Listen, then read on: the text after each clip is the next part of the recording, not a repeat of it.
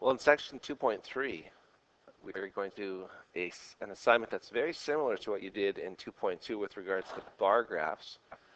And in fact, you might think you're doing bar graphs when you're doing histographs, but there's a slight difference, and that is that our values are going to represent, or our bars are going to represent a set of values over a range of values instead of one specific value. So if you look at this example, which talks about students and the number of people that are watching television, and sorry, people across Canada that are watching television, the numbers represent the number of people between, for instance, 0 to 5 hours, or 5 to 10 hours, or 10 to 15 hours. And so it represents a range rather than a specific value. So if we look at the answers here, we can answer a number of questions.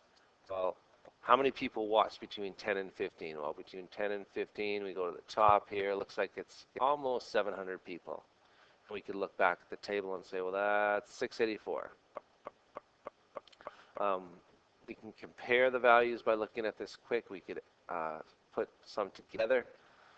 And some questions here that we might want to look at answering. What information is more obvious from the histogram that we don't necessarily see right here?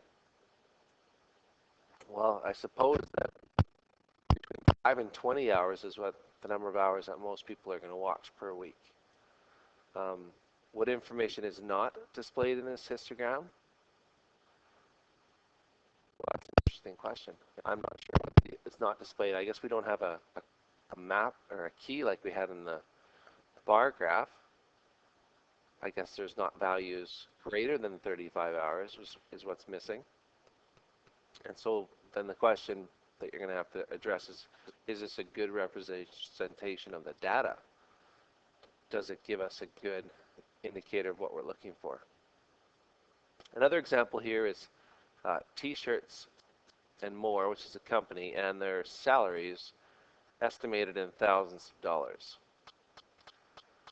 You can see the majority of their employees make between $30,000 and $40,000. Then the next grouping that's the most is between 10 and 20, and then in between is less. The question is, how many more employees earn 20,000 or more rather than those who make less than? And so you would count out the total number of employees. So this one's 5 plus 11 plus 2, and then take away the ones below 20, which would be 7 and 2. And that would be your answer. So again, this assignment's not terribly difficult, but it's going to take you some time because you have to be careful to make your histogram, just like we did excuse me, with the bar graphs. You need to have a title and label the axes and clearly have the numbers on there. So that's it. Write down the assignment, get to work, and let's get the check done. I'll move on to the next section as soon as possible.